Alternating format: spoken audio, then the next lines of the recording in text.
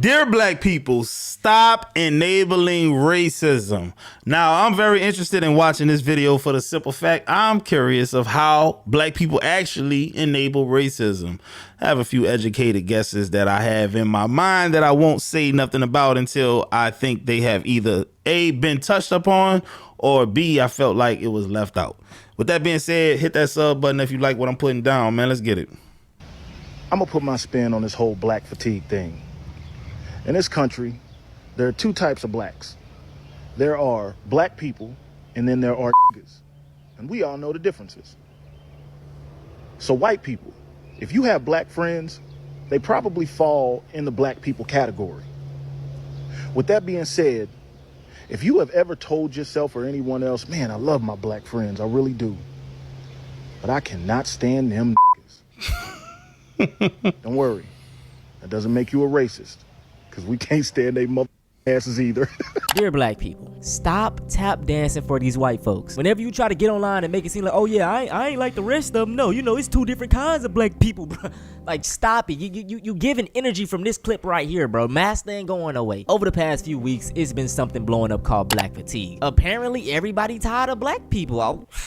Before I even get into anything, Black Fatigue is actually a book about how slavery eroded the mind, and somehow these people flipped it onto us, bro. Now, I do understand where some people coming from, because yes, we do have degenerates in areas of our community, but that can go for white people as well. It's like, you know, they have their own degenerate, whatever the word is, bad section as well, but we don't label it as white fatigue, and like, it's just... Yeah, he's right, though. You know what it is?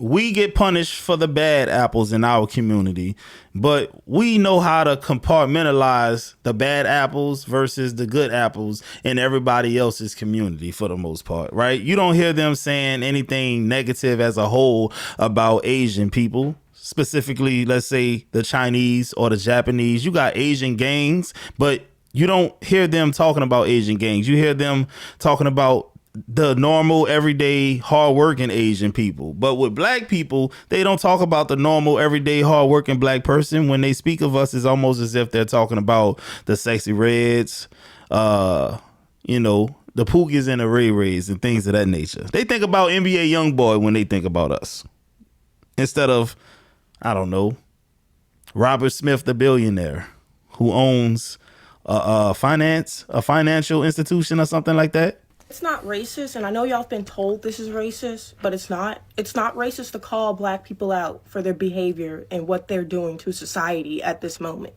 I'm glad people are noticing this, because it's been so many years and it's finally catching up to y'all. I've been trying to tell y'all that white people are tired of y'all. I'm tired of y'all too, but everybody, the world is getting sick of y'all and y'all's bullshit. So glad this day is here. I've been trying to get out there that you people need help. It's me, but me and other black conservatives. We've been trying to warn society that this is what it's going to come to when y'all keep coddling black people. You know what's crazy about her, bro? If she has an audience, I know it ain't us. It's them. So when she makes a video like this, it's giving them validation, and she's not speaking to the people who she claims to be trying to get to act right.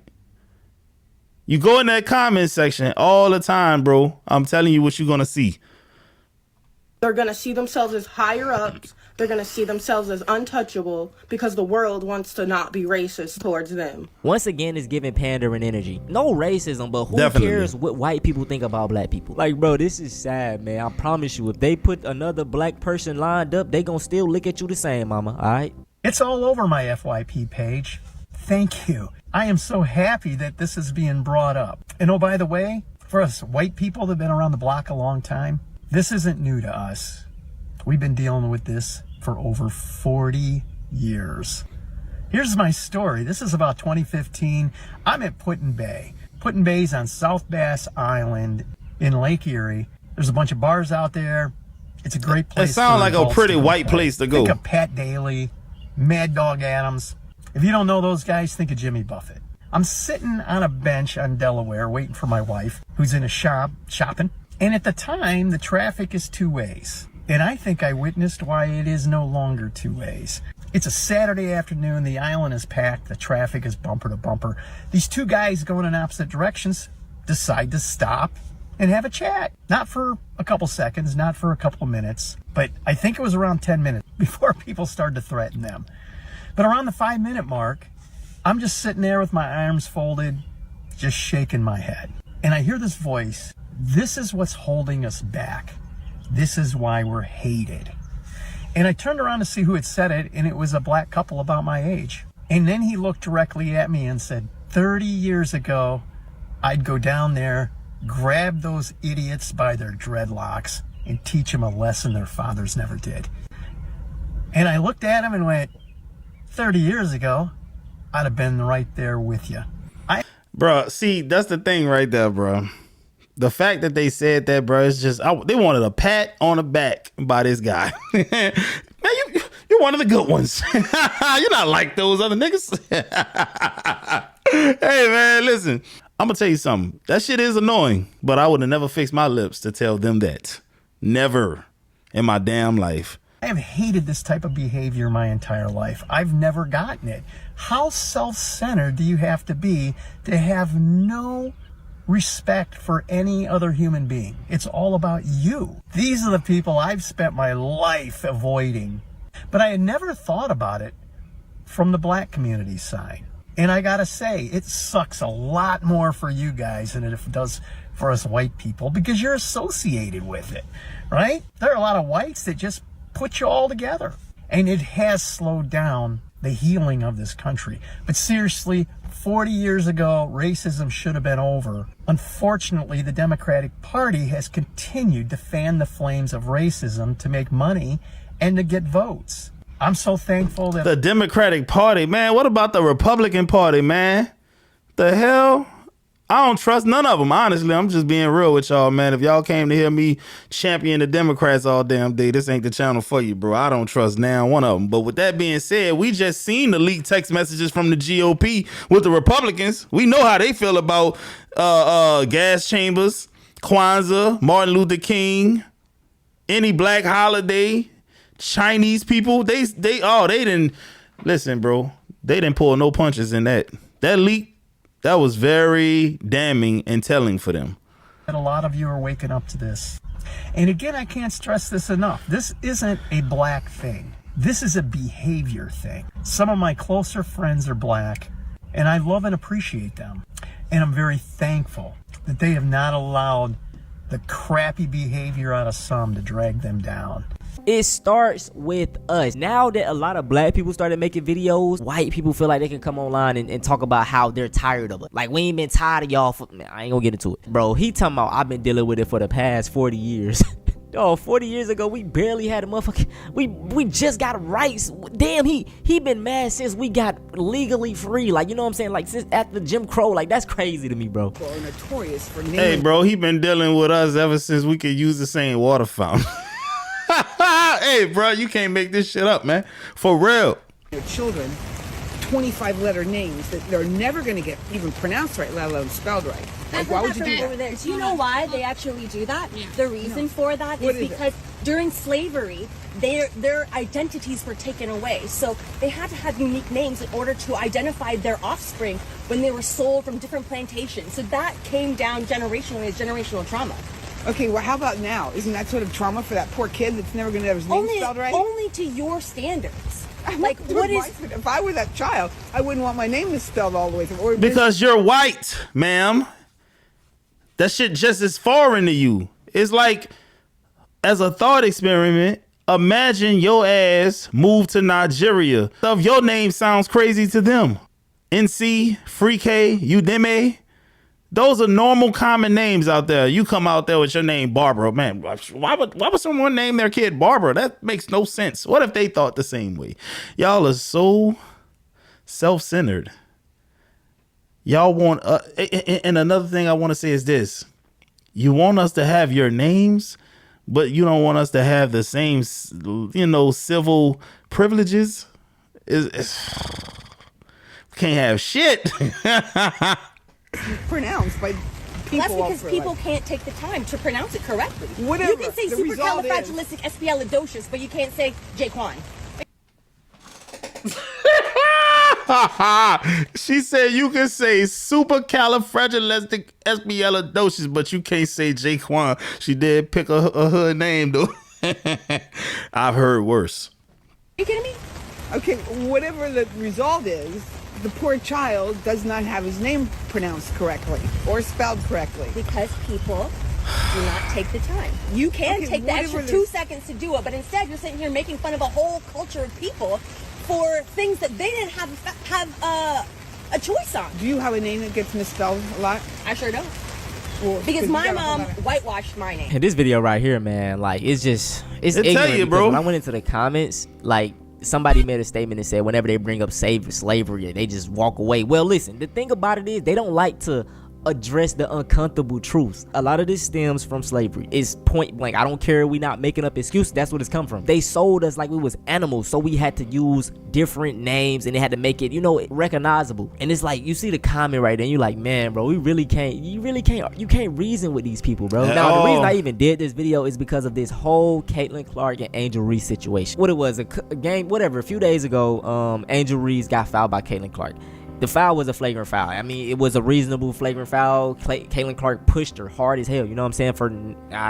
Whatever. So Angel Reese then responded by getting up and like wanting to fight her. You know what I'm saying? It's basketball energy type stuff. X, Twitter, whatever you want to call it. Facebook. They gonna make all it this. racial. they That's for love damn sure. Caitlin Clark. So they think that Angel Reese doesn't like Caitlin Clark. So man, it was so much, everybody sending so much hate to Angel Reese, and man, I ain't gonna lie, as a young black man, I will never publicly, you know what I'm saying, like it just be so many tweets of them black people in general dogging, just talking shit about her, and it makes the white people feel like they comfortable and they can just speak on a lot of, you know what I'm saying, like it's a whole bad area. But anyway, a former quarterback, Robert Griffin III, this man, oh my goodness, I always just seen him as corny as hell. He's a football player anyway. Why are you talking about basketball stuff? Anyway, he made a video talking about how Angel Reese hates Caitlin Clark. So where was this type of reaction last year?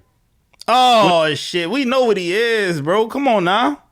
He gotta do the tap dancing for his partners, his buddies, his family, man. He gotta do the tap dancing, bro. That's what he signed up for. He gotta do it. He probably don't even see it as tap dance. He been doing this so long. When Angel Reese got chokeslammed by Alyssa Thomas of the Connecticut Sun. Y'all remember that? She got fouled so hard, they kicked Aaliyah Thomas out the game with a flagrant 2 foul. What did Angel Reese do? Nothing. She didn't get up and try to swing on her. You know why? The reaction was different because of who did it. And there is a lot of history there with Caitlin Clark and Angel Reese.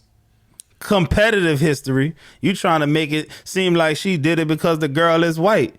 Maybe she was scared of the other girl and thought she'd take a L if she did something. Maybe she looked at Caitlin like, nah, I could take her. And not because she white, because she not as thorough as me, man. That's what made it happen. Damn, this nigga here, boy. You guys remember last year when Angel Reese I don't. celebrated Kennedy Carter getting that flagrant foul on the hip check against Caitlin Clark? Get Out Part 2. If that's not, hey, I bet you his wife made him film that damn video. She was like, yeah, you should, yeah. She's getting done so bad. Yeah, you like, oh my God, this man is an actual raccoon, dog. Like, that's the biggest raccoon activity I've ever seen. I'm so glad that we had a lot of figures, big black figures that was speaking up. Shout out to another former NFL player, Ryan Clark. We moved in to being able to read the expressions of a person and know their intent, know their character, know their perspective. But he does understand hate because I think he also understands the hate of self. When you look at the play, which is all we can speak to as professionals, all we can speak to as analysts, Angel Reese pushed one of her teammates. Caitlin Clark had a hard foul, which is part of basketball. I feel like it was assessed correctly. And Angel Reese's reaction is the sort of reaction you get in a situation when you feel like you took an intentionally hard foul. That's competitiveness. That's rivalry. That's not hate. And so now, though, when RG3 jumps on to the hate train or to the angry train and now follows along with what we saw from Keith Olbermann, what we saw from Dave Portnoy as they poured on to Angel Reese to make her the villain in Caitlin Clark's heroic or hero story. Right. The one thing we know about RG3 is he's not having conversations at his home about what black women have to endure in this country. Oh, about hell what no. young black women and That boy wife will run him up out of there and take half his shit. athletes like Angel Reese have had to deal with being on the opposite side of Caitlin Clark's rise and ascension into stardom. Now, when you look at it, I think A'ja Wilson is the face of the league. A'ja Wilson is the best player in the league. Caitlin Clark is the most important player in the WNBA. And a ton of her fandom has come along with some racial bias or some racial pieces to why people love her so much. And so now if you're RG3, when is the last time within your household you've had a conversation about what she's dealing with? You haven't been able to do that because in both of your marriages, you've been married to white women. You haven't had opportunities to have those conversations to educate you on what they're feeling, what Black women deal with, what they're seeing when they think of a young Angel Reese. And the whole time that he's mimicking Angel Reese and bobbing his head and moving his neck while he's doing this whole piece, his wife is in the back amening and clapping. And so to me, it's just another situation that now this young lady has to deal with. When I worked with RG3, he would make all of these sort of corny jokes about milk and how much he loved it and how important it was. And he always points out on social media the color of his wife's skin, as if the color of her skin is what makes her special. As if her complexion is her connection. That's what he was talking about. Boy, RG3, you a motherfucker, boy. The color of her skin is what makes her a good wife. I've met the lady, I've had a conversation with her. Right. I think she's more than that. But it also leads to what Black women deal with a lot from Black men who have chose to date or marry outside of their race.